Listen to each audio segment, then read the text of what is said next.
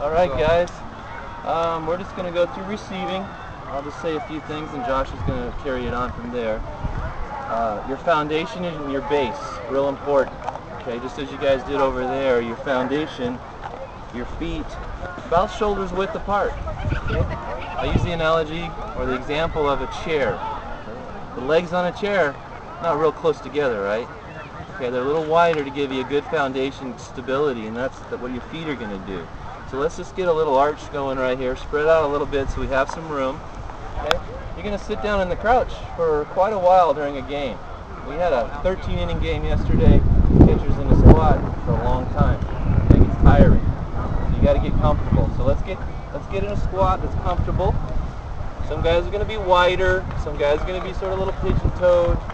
Pigeon-toed will have an advantage at some point where you can get your rear down as low as possible. A lot of you guys look like you already have a good foundation. You're looking good. Good. Everybody looks pretty good. Okay, Josh is going to talk about the 4 points of catching here with the glove, and sort of like around a strike zone. Okay, imagine an invisible strike zone. Okay, and we're trying to frame to stick a pitch in that zone. Okay, and there's proper glove work that goes along with the techniques, and he's going to show you right now. Different spots you want to catch your ball.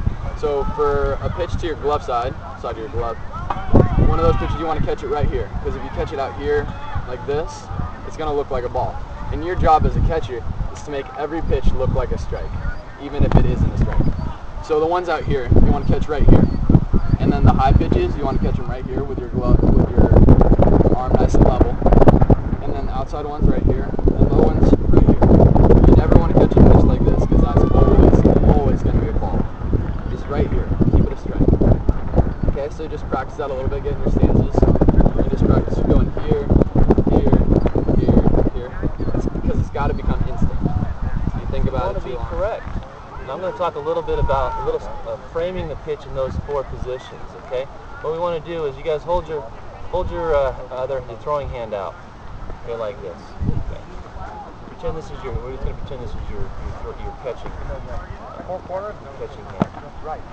But the one way we'll frame is just turning your hand. Okay? Pretend there's a glass of water in your hand. Okay.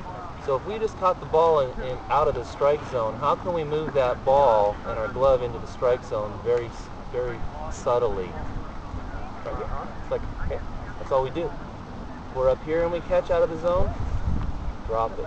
Okay, it's just all in the wrist. If you're out here, simply just moving it. You don't have as much flexibility right there. And at the bottom, you roll it up. Okay. So we can frame that pitch to our favor, to the pitcher's favor, and get a strike potentially, opposed to going like this. Okay, or catching up here and going like this, or here. Okay, those are too noticeable. You're not going to get a strike, but you can be subtle, a little sneaky, and just frame that and turn it in. Okay. Also, your arm, you want to be on a hinge. Okay, you don't want to be locked out and catch. Okay, you want to be on a hinge and have soft hands and receive. Okay? So you want to go get the pitch as you receive it, and then use the hinge in your elbow to soften the velocity of the pitch, and so you have control of where you want to frame that at. It takes a lot of practice, but you can do it anywhere. You can do it while you're sitting watching TV, anytime. Just get in a nice stance and just work on it. And so that's what we're going to do right here. We're going to have you guys all go against the fence, and we're going to throw some balls, and you guys just work at different positions so that it becomes instant. Remember, most of your work happens not during a game, as far as really sharpening your skills. That happens at practice. That happens on your own time. Okay, sort of like shadow. You guys hear the word shadow. You can shadow hit, or you just swing a bat sometimes just to sort of see how your swing is. You do that catching too.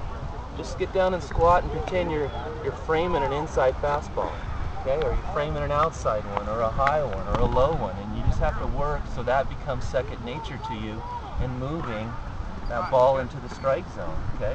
And moving, receiving. You just got to practice that so it becomes second nature, so you don't have to think about it. Okay, so let's do that on the fence right here. There you go. Good, a lot better. A lot better. Keep that arm nice and still when you catch it. Be subtle. Good. Nice and still. Good elbow. There you go. Good. Good. Try to get one down the bottom of the zone for you.